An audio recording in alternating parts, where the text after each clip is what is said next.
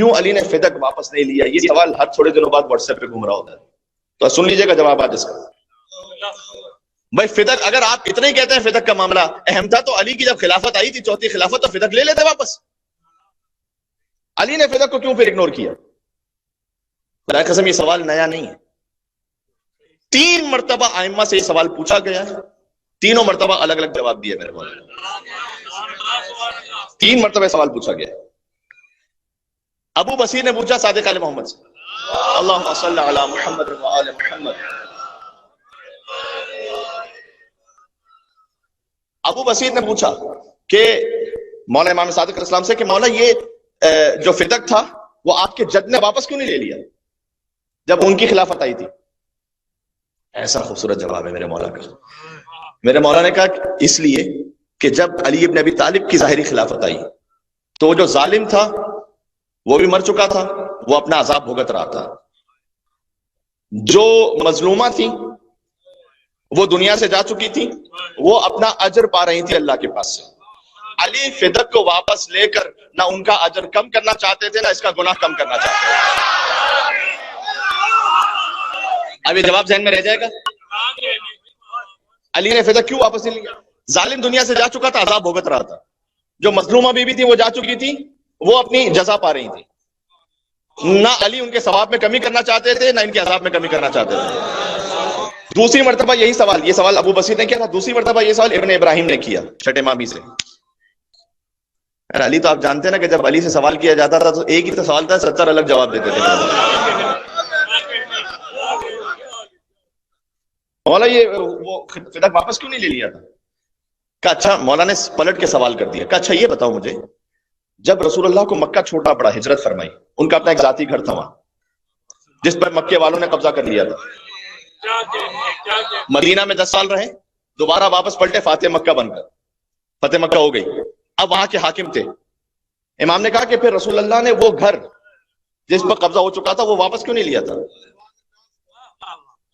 وہ واپس کیوں نہیں لیا تھا؟ پھر کہتا مولا یہ تو مجھے نہیں معلوم، کیوں نہیں واپس لیا تھا؟ امام نے کہا کہ ہم اہل بیت کا مزاج یہ ہے کہ ایک بار جو شے ہم سے ظلمن لے لی جائے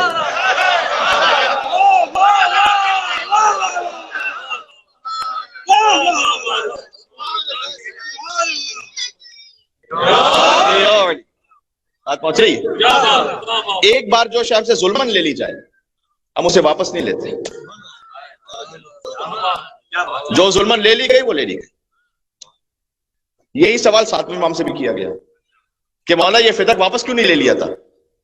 تو میرے مولا نے کہا کہ دیکھو اللہ نے ہمیں ولی بنایا ہے تمام انسانوں کا، لہٰذا اگر کسی انسان پر، کوئی عام انسان پر ظلم ہوتا ہے نا تو ہم اس کے ولی بن کر مظلوم کو حق دلاتے ہیں۔ ہمارا ولی خود اللہ ہے، ہم اپنا حساب نہیں لیتے، وہ لے لے گا وہاں سے۔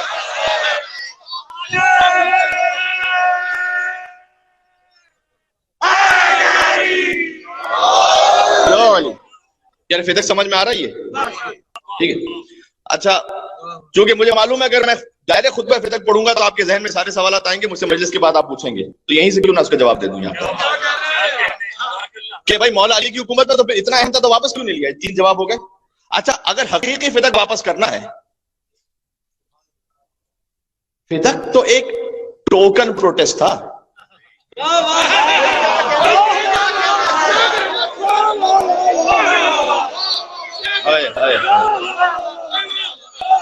لفظ ضائع نہیں کرنا ہے، ایک علامتی احتجاج تھا، علامتی احتجاج تھا نا، ورنہ سیدہ کونین جن کی خاطر دنیا نہیں خلق ہوئی، اگر سیدہ نہ ہوتی تو نہ محمد ہوتے نہ علی ہوتے۔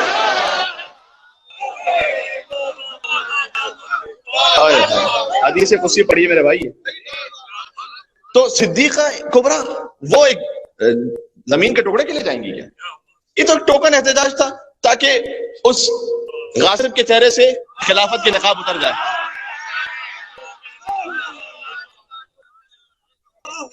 یہ اس خاطر ہے، میں جو کہہ رہا ہوں یہ اس خاطر ہے کہ ہارون رشید نے بڑا اچھا بننے کی خاطر ایک مرتبہ امام موسیٰ کاظم علیہ السلام سے کہا کہ آپ سے فدق جو غصب کیا گیا تھا نا، دل میں درود پڑھتے جائے گا، آپ سے جو فدق غصب کیا گیا تھا نا وہ ہم واپس کر دیتے ہیں، کیونکہ اب حکومت بڑی ہی پھیل چکی تھی، تو اب وہ زمین کا جو حصہ تھا وہ اتنا زیادہ کوئی اہم نہیں بچا تھا، تو اب وہ واپس کر دیتے ہیں آپ کو.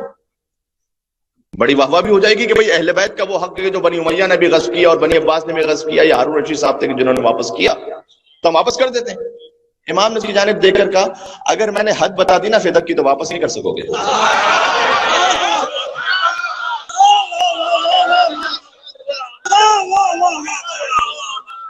اچھا، I'm not making up a story، یہ امام نے واقع کہا یہ اسے کہ اگر میں نے حد بتائی نا تو دنیا واپس نہیں کرے گا. تو کہا کیسی بات کرتے ہیں آپ، میں واپس کر دوں گا، آپ حد تو بتائیے. امام نے کہا فدق کی ایک حد عدن ہے، دوسری سمرقند ہے، تیسری افریقہ ہے، چوتھی بحر خضر ہے.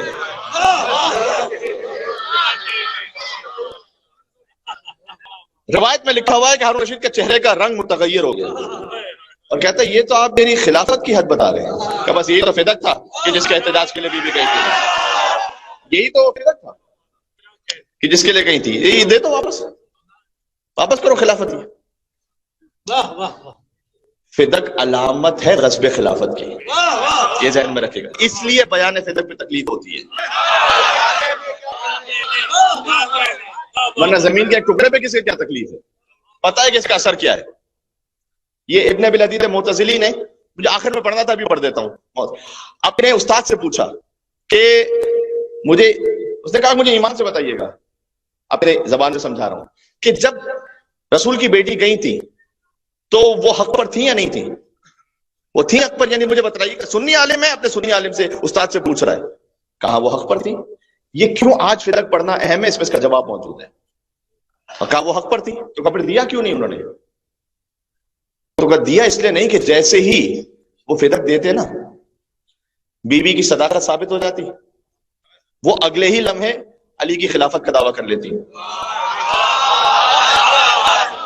یہ بات معمولی نہیں ہے، یہ اس پر دار و مدار خلافت کا.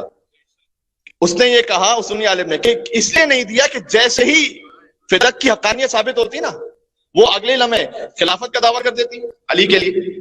تو چونکہ ابھی صداقت کو قبول کر چکے تھے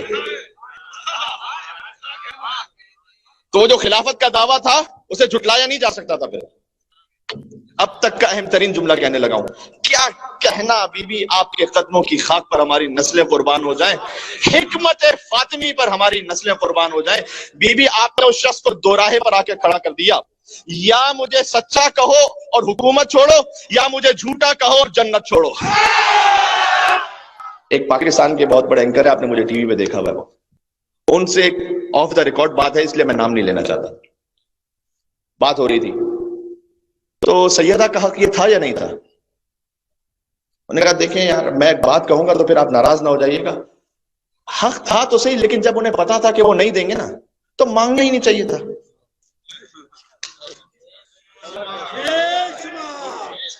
کوٹ ان کوٹ بتا رہا ہوں، وہ مانگنا ہی نہیں چاہیے تھا جب ان کو پتا وہ کائنات کی بیوی ہے. اور وہ پھر بات کی ساری انہوں نے وہ ایک باغ کا ایک تو تصور، دوسرا یہ کہ وہ مانگنے ان کی شان کے مطابق نہیں تھا، مانگنا ہی نہیں چاہیے تھا، ان کو پتا تھا وہ نہیں دیں گے. تو میں نے ایک اور صاحب سے کہا کہ اگر بیوی نے نہ مانگا ہوتا نا تو آج میرے سامنے کہہ رہے تھے ایک دفعہ کہہ کے تو دیکھتی.